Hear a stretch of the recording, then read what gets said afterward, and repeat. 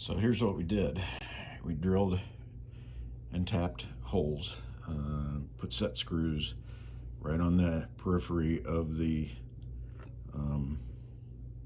right, 4 of them, right on the periphery of the hub here, and put epoxy on the face here where to seal up that the gap between the hub and the flywheel on that side.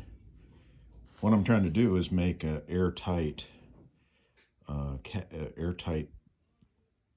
situation here, because the Loctite is an anaerobic process. It cures in the absence of air, so I'm trying to seal out the air.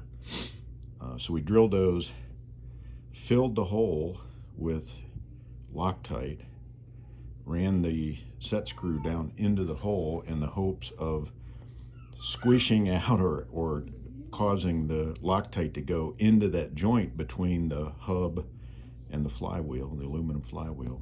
So we get Loctite not only in the thread locking or locking, not only in the threads, but in that joint between the hub and the flywheel, aluminum flywheel.